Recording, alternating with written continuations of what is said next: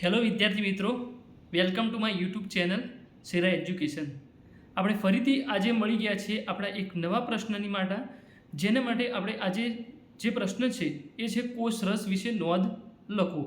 હવે કોષ રસ એટલે અંગ્રેજીમાં કહેવાય સાયટોપ્લાઝમ. આપણે વાત કરી હતી કે કોષ રસ કયા ભાગમાં આવેલો હોય છે, તો હું દોરું હતું કે આ કોષ દોર્યો મેં આ વચ્ચે મેં દોર્યું કોષ કેન્દ્ર, અને જે મેં ગ્રીન કલરથી દોરી રહ્યું છે, જે અંદર ભાગ દેખાય ટપકા જેવા જે મેં દોર્યા છે એ આપણે શું કહેશું, એ કોષ રસ કહેશું. જે મેં આ ભાગ દર્શાવ્યો, આ કોષ રસની અંદર શું આવેલું હોય છે, બરાબર? તો કોષ રસની અંદર અલગ અલગ અંગિકાઓ આવેલી છે, બરાબર, જેની અંદર સમાવેશ થાય છે કે ગોલ્ગીકાય છે, અંતકોષ રસજાળ છે, કર્ણાભસૂત્ર છે, રેબોઝોમ્સ છે. આ બધી એની અંદર જે સમાવેશ થાય છે.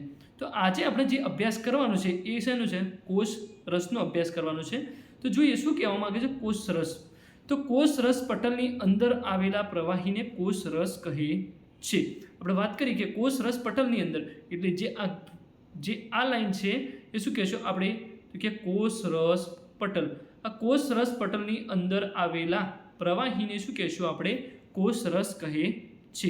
તે વિશિષ્ટ પ્રકારની કોષીય અંગિકાઓ પણ ધરાવે છે. વિશિષ્ટ પ્રકારની કોષીય અંગિકાઓ એટલે કે જેની અંદર મેં વાત કરી અલગ અલગ અંગિકાઓ આવેલી હોય છે.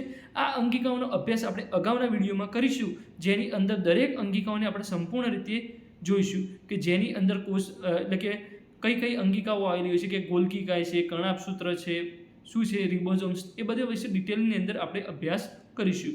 આ બધી જ અંગિકાઓ કોષ માટે વિશિષ્ટ કાર્ય કરે છે. આ અંગિકાઓ છે જેમ આપણા શરીરની અંદર અંગો હોય છે, આપણું શરીર અંગોનું બનેલું છે, અલગ અલગ અંગો, જેની અંદર પણ બધા અંગો હોય છે એ બધા એક વિશિષ્ટ કાર્ય કરતા હોય છે. ધારો કે પાચન માર્ગવાળા જે છે અંગો છે એ પાચન માટેના ક્રિયા માટે કાર્ય કરતા હોય, ઉત્સર્જન માટેના જે અંગો છે એ ઉત્સર્જન માટે કામ કરતા હોય. એ જ રીતે આપણે કોષીય અંગિકાઓ પણ એક કોષ માટે વિશિષ્ટ કાર્ય કરતી હોય છે. હવે કોષીય અંગિકાઓ પટલો દ્વારા આવૃત હોય છે. પટલ એટલે શું? પટલ એટલે એક બાહ્ય રચના. ધારો કે હું તમને વાત કરું તો કે પૃથ્વી છે, તો પૃથ્વી ઉપર આપણે અલગ અલગ આવરણ આવેલા હોય છે. અલગ અલગ આવરણ આવેલા એ જ રીતે આ કોષીય અંગિકાઓ છે, એ અંગિકાઓની આજુબાજુ શું હોય છે, તો કે એક પટલ જેવી રચના હોય, તો કે અમુક જે અંગિકાઓ છે પટલો દ્વારા આવૃત હોય છે. હવે વાત કરીએ કોની અંદર પટલ દ્વારા આવૃત હોય છે અને કોની અંદર પટલ દ્વારા આવૃત હોતી નથી. તો જોઈએ તો કે આદિકોષ કેન્દ્રીય કોષમાં કોષ કેન્દ્ર પટલ તેમજ પટલીય કોષીય અંગિકાઓની પણ ગેરહાજરી હોય છે. આપણે વાત કરી કે આદિકોષ કેન્દ્રીય કોને કહેતા હતા, તો આદિકોષ કેન્દ્રીય કોષ એટલે કે જેની અંદર કોષ કેન્દ્ર પટલ જે છે એ હાજર હોતું નથી. એટલે કે કોષ કેન્દ્ર પટલ ગેરહાજર હોય. અને બીજું શું હોય, તો કે કોષીય અંગિકાઓ. કેવી કોષીય અંગિકાઓ, તો કે પટલમય જે પટલ ધરાવતી કોષીય અંગિકાઓની શું હોય છે, ગેરહાજરી. ધારો કે મેં દોરી રહ્યું છે, આ એક પ્રકારનું આપણે દોરીએ કે એ કર્ણાભસૂત્ર દોર્યું. ધારો કે હાલ ફક્ત એક જનરલ આકૃતિ દોરી રહ્યું છે, જેની આજુબાજુ એક કોષીય એટલે કે કોષ રસ એટલે કે કોષ પટલ કે પટલ, આ શું દર્શાવ્યું, આજુબાજુ પટલ. આ પટલની ગેરહાજરી હોય છે. આ કોની અંદર, આદિકોષ કેન્દ્રની અંદર. અને કોષ કેન્દ્ર પટલનો પણ શું હોય છે, અભાવ હોય, તો એને શું કહેશું, આદિકોષ કેન્દ્ર. બીજી તરફ જોઈએ તો સુકોષ કેન્દ્રીય કોષો, જેની અંદર વાત કરીએ આપણે તો કે સુકોષ કેન્દ્રીય કોષો શું કે કોષ કેન્દ્ર પટલ તેમજ પટલીય કોષીય અંગિકાઓ ધરાવે છે. જે સુકોષ કેન્દ્રીય છે એની અંદર કોષ કેન્દ્ર પટલ પણ હશે, અને બીજું શું, તો કે પટલીય કોષીય અંગિકાઓ એટલે કે આજુબાજુ પટલ ધરાવતી શું હોય છે, અંગિકાઓ પણ હોય છે. વાયરસ કોઈ પણ પ્રકારના પટલ ધરાવતા નથી. આ ખાસ યાદ રાખવાનું બેટા કે કોઈ પણ વાયરસ જે છે એ કોઈ પણ પટલ ધરાવતા નથી, તે જીવન લાક્ષણિકતા ધરાવતા નથી.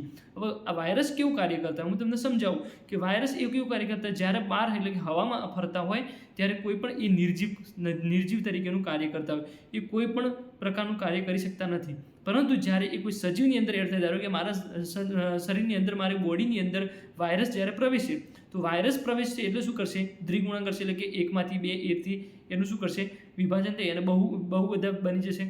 ચલો હવે મારા શરીરની અંદર બહુ બધા બની ગયા, તો હવે બહુ બધા બન્યા તો એના માટે શું કરશે, એના પછી એ અંદર સજીવ થઈ ગયા, સજીવ તરીકે કામ કરશે. જ્યારે બહાર હશે, શરીરની બહાર હશે ત્યારે નિર્જીવ, અને શરીરની અંદર જશે અને બધા 1 માંથી 2, 2 માંથી 4 એથી અલગ અલગ દ્વિગુણ થઈ અને એમાંથી શું કરશે, એ વધશે, તો એ શું કરશે, એ ફરતી સજીવ તરીકે કાર્ય કરશે. તો વાયરસ કોઈ પણ પ્રકારના પટલ ધરાવતા નથી અને તે જીવન લાક્ષણિકતા ધરાવતા નથી. એની અંદર જોઈએ બીજું તો કે જ્યાં સુધી તેઓ જીવન શરીરમાં દાખલ થઈ અને તેમના કોષના ઘટકોના ઉપયોગથી પોતાનું ગુણન ન કરે ત્યાં સુધી તે સજીવના લક્ષણો ધરાવતા નથી. મેં વાત કરી જે બાર હોય ત્યાં સુધી કેવા હોય? નિર્જીવ હોય.